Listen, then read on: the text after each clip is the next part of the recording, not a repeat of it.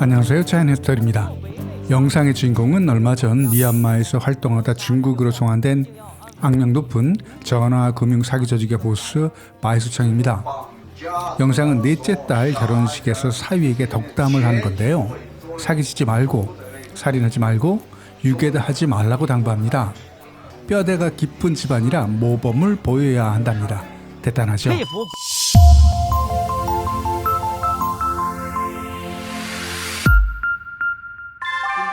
연초 미얀마 정부는 보이스피싱 범죄 조직 핵심 구성원 170여 명을 중국에 인도했습니다. 미얀마 북부 코칸 자치구에서 활동하던 이 마수청을 포함한 이 사이버 범죄 조직의 주요 멤버들입니다. 이들은 중국인을 대상으로 전기, 통신 사기, 여기에는 보이스피싱도 포함이 됩니다. 그리고 고의 살인, 상해, 불법 구금과 같은 혐의도 받고 있습니다. 워낙 악질적인 범죄들이라 중국에서는 보기 힘든 수준의 현상금인 50만 위안이나 걸렸습니다. 이번 송환은 지난해 9월 중국과 미얀마 정부가 합동으로 사이버 범죄 단속을 시작한 이후 중국에 넘긴 4만 4천 명의 범죄 용의자 중 가장 큰 주목을 받고 있는 인물들입니다. 4만 4천 명 넘게 체포했지만 이 대륙에서 벌어지는 일들은 항상 우리 이 상상 한계를 넘어서는데요.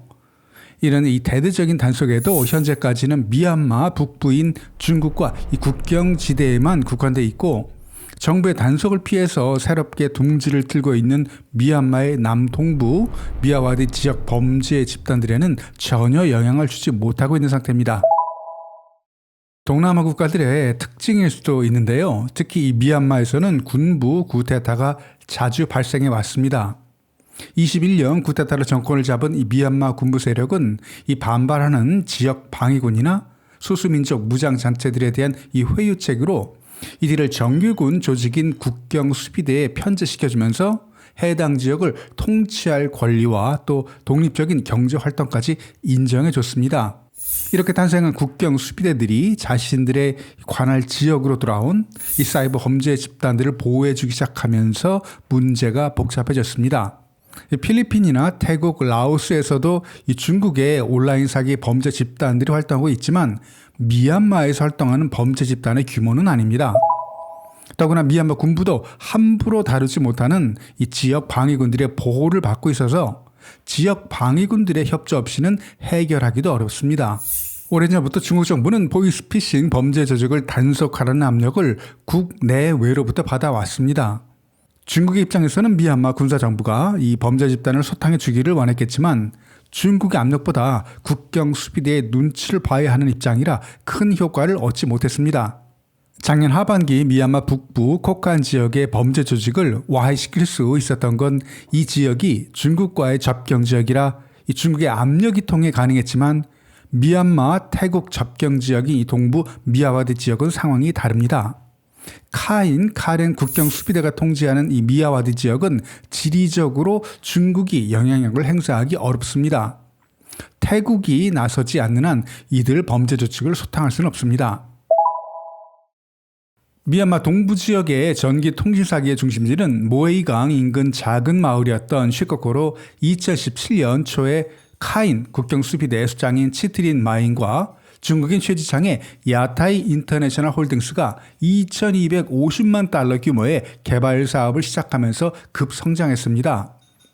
야타이 슈코코 특별경제구역으로 알려진 이 프로젝트는 고급 리조트를 갖춘 150억 달러 규모로 발전했지만 중국 국적을 포기하고 미얀마에 귀화한 쉐지창이 2019년 불법 온라인 도박 사이트 운영 혐의로 중국 정부에 타깃되면서 모에이강 남부 KK 단지의 주도권을 넘깁니다. 태국에서 체포된 쉐지창은 현재 중국으로 인도를 거부하는 법률 투쟁 중에 있습니다. 쉐코코를 따라 2019년 말부터 중국의 범죄단체들은 모에이강 동부 미얀마 변경지대에 관심을 가지기 시작했고요. 2021년 미얀마 군사 쿠데타로 아웅산 수지 정부가 물러나면서 국경 수비대와 이해관계가 맞아떨어진 이 중국의 전기 금융 사기 조직들은 이 지역으로 본격 진출했습니다. 이후에는 10만 명 이상의 사람들이 이 미야와디 지역에서 중국, 미국, 유럽인들을 대상으로 사이버 범죄 활동에 강제로 가담하고 있다고 추산합니다. 서아프리카 출신 청년은 하루 17시간씩 일했고요. 탈출을 시도하면 생명의 위협을 받는다고 증언했습니다. 현재 미야와디 지역의 대표적인 전화금융 사기 범죄 단체는 이 구글 지도에서 검색될 정도로 유명한 KK 단지입니다. 현재는 규모를 키워서 12,000여 명의 조직원을 수용할 정도로 성장했고요. 흘러나온 내부 사진을 보면 카렌 국경수비대가 보호하고 있는 것으로 드러났습니다. 2017년 중국은 아웅산 수지 정권과 수십억 달러 규모의 중국 미얀마 경제회랑 프로젝트를 추진하기로 합니다. 1대1로 사업의 핵심 프로젝트로 이걸 새로운 사업 기회로 본 중국과 이 동남아의 범죄 단체들은 미야와디에 카지노와 그리고 호텔 건설을 시작했습니다.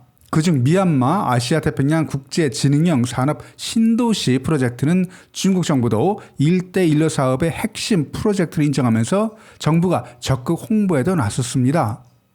그러나 이렇게 합법을 가정한 범죄 프로젝트들이 미야와디 지역에서 무분별하게 추진되면서 태국과 미얀마 변경 지역의 이 사이버 범죄 활동을 더욱 조장하는 결과가 됩니다.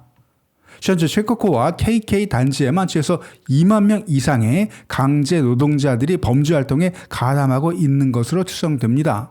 이 가장 악명이 높고 규모가 큰 KK 단지를 추종하는 인물은 왕이청입니다. 아태 경제교류 총상회 부회장이라는 타이틀로 신분을 위장하고 KK 단지를 운영해 왔습니다. KK 단지 아래쪽의 동메이 단지는 이 부러진 이빨이라는 별명의 인거조 소유입니다. 마카오 삼합회 출신으로 불법 도박, 범죄 조직 결성, 경찰청장 살인 미수 혐의로 14년간 복역했던 인물입니다. 인거조는 2018년 출소 후에 세계 홍문역사문화협회라는 단체를 설립 사회사업가로 신분을 세탁했습니다. 그리고 이전에는 마약 카르텔에 충성했지만 지금은 중국 공산당을 위해 싸우는 자신은 애국자라고 주장하면서 활동에 나서고 있습니다.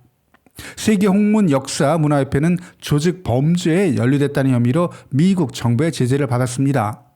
태국 미얀마 국병도시인 메섰과 인접한 게이트 25 역시 전기 통신 금융사기 단지로 악명이 높습니다. 중국 정부는 1대1로 프로젝트 초기 미야와디 지역의 호텔, 카지노 등 투자개발 프로젝트들이 1대1로와 연관된 사업들을 판단하고 홍보에도 나섰지만 이것에서 일어나는 전기통신 사기 범죄가 국제적인 쟁점이 되면서 은근슬쩍 발을 뺐습니다. 중국은 아시아태평양 신도시 프로젝트가 1대1로 사업과는 무관하다는 성명만 발표하고 적극적인 제재 조치는 취하지 않고 있습니다. 미얀마도 마찬가지입니다. 이 지역 범죄 집단을 보호하는 카렌 국경수비대의 반발을 우려해서 지금까지 행동에 나서지 못하고 있습니다. 미얀마에서 시작되는 전기통신 사기 범죄는 보이스피싱의 국제연합이라고 부를 만한 규모로 성장했습니다. 이곳에서는 전화, 금융사기, 인신매매, 장기거래도 있지만 가상화폐 투자 사기 비율이 가장 높습니다. 가상화폐 홈페이지를 만들고 가상화폐 투자를 유도해서 피해자들로부터 투자금을 받아낸 후에 사라지는 패턴입니다. 가상화폐 투자를 유도하는 이런 사기를 피그 부처링 스캠이라고 부릅니다. 이렇게 모인 돈들은 범죄 집단의 불법 자금들과 섞이면서 여러 단계를 거쳐 세탁, 자금 추적을 어렵게 됩니다. 이들의 범죄 수법을 보면 먼저 SNS에서 피해 대상자를 선정하고 성격과 기호를 파악합니다. 그런 후에 우연을 가장해서 SNS를 통해서 인과관계를 맺고 어느 정도 신뢰가 쌓이면 픽 부처링 사기 수법을 씁니다. 범죄에 참여한 사람들의 증언에 따르면 하루 최대 25만 달러까지 실적을 낸 적도 있다고 합니다. 기존의 연애 사기와는 달리 피그 부처링 이 사기에 당한 사람들은 90% 이상이 학사 이상의 학력을 가진 20에서 30대로 피해자의 70%가 여성, 평균 피해 금액은 9만 8천 달러 정도라고 합니다. 작년 7월 중국 동북 출신의 한 남성은 태국에서 고임금 일자리를 제안받고 출국합니다. 그러나 태국에 도착한 후 일자리를 소개한 사람에 의해서 납치돼서 미얀마로 끌려가서 전화금융사기에 강제로 참여하게 됩니다. 태국 경찰청의 통계를 보면 매년 7만 명이 넘는 중국인들이 이런 방식으로 KK 단지가 있는 미야와디로 팔려간다고 합니다. KK 단지에서 촬영된 영상을 보면 상당히 무섭습니다. 유튜브 검열 때문에 이 사진 한 장으로 대체하는데요. 전기 고문하거나 집단 구타, 또 눈을 가리고 쇠고랑을 채우고 밀폐된 작은 공간에 격리시키는 모습들이 영상에 있었습니다. 한편으로는 피해자인 이들이 전 세계를 대상으로 사기를 치고 있지만 이 대부분은 취업 사기를 당해서 납치 그리고 강제로 범죄에 가담하는 입장이라 오늘 이 영상에서는 이들 피해자로 부르겠습니다. 이들 피해자들은 몇 달간에 걸쳐서 조직 중간 관리자들로부터 SNS에서 사람들을 어떻게 유인하는지, 어떻게 신뢰를 쌓아가는지, 그리고 대화 기술 등을 교육받습니다. 피해자들은 범죄 조직이 정한 목표치를 달성하지 못하면 또 처벌도 받게 됩니다. 예를 들어서 그레이스 마타라는 22살의 케냐 여성은 KK 단지로 넘겨지고 4개월 후에 의식을 잃은 채 태국으로 이송됐지만 병원에서 사망합니다. 피해자들은 대부분 자신들이 미얀마에 있다는 사실조차 모른다고 합니다. 이들이 범죄 집단에서 벗어나는 방법은 위험을 무릅쓰고 탈출하거나 범죄 집단이 정한 이 말도 안 되는 빚을 청산해야만 풀려날 수 있습니다. 이 범죄 집단이 말하는 빚이라는 건 이 태국으로 유인할 때 제공해준 항공 티켓 가격, 이 범죄 활동에 가담하는 기간 동안의 식사 비용과 단지 내 숙박비, 여기에다가 높은 이자를 붙인 금액으로 현금이 있다면 바로 지불하고 풀려날 수 있지만 이 팬데믹 이후 일자리를 찾아서 중국, 아프리카, 동구 유럽에서 온 피해자들이라 충분한 현금을 가지고 있지 못해서 결국 이자에 이자가 붙고 숙식 비용은 늘어나고 이 범죄 집단이 정한 빚을 청산하고 나오려면 결국 가족이나 친구, 친지들의 돈을 빌려야 해결해야 했습니다. 이 동북 출신 피해자는 2천만 원에 가까운 빚을 청산한 후에야 10개월간의 악몽을 끝냅니다. 이들이 태국으로 돌아와도 결국은 미얀마로 미리급 당했다가 돌아온 입장이라 법률적으로는 정식으로 태국을 출국하지 않았던 여권에 출국 도장이 없는 하지만 태국에는 체류 기간을 오버한 불법 체류자 신분이기 때문에 태국 정부의 법률 지원을 받는데도 제한이 있습니다. 미얀마 전기통신 사기 범죄단의 피해를 본 나라만 해도 46개국이 넘는다는 보고도 있고요. 특히 투자 사기의 경우 미국에서만 수십억 달러가 넘는 피해가 발생했다고 합니다. 전기통신 사기 범죄단을 소탕하기 위해서는 중국 정부의 역할이 가장 중요합니다. 외국의 압력도 있지만 이 중국 정부는 이 국내에서 전화 금융 사기 피해가 폭증하면서 중국 내 여론도 좋지 않은 상황이라 적극적으로 나설 수밖에 없습니다. 이 작년에는 중국 미얀마 변경 범죄 조직 진압 작전을 벌이다가 중국인 60명이 사망한 사건도 있었습니다. 중국 정부로서는 상당히 치욕적인 상황이었고요. 작년 10월 27일 전기통신금융사기 근절 그리고 미얀마 군사정부 전복을 목표로 이 삼형제 동맹이 반정부 군사작전에 나선 걸 중국 정부가 묵인해 준 것도 결국은 미얀마 군사정부를 압박하는 전략이었습니다. 국제적으로 고립된 미얀마 군사정권에게 중국은 실제 도움을 줄 수 있는 유일한 이 지원 세력으로 국제 전기통신금융사기단 소탕에 결정적인 역할을 할 수 있습니다.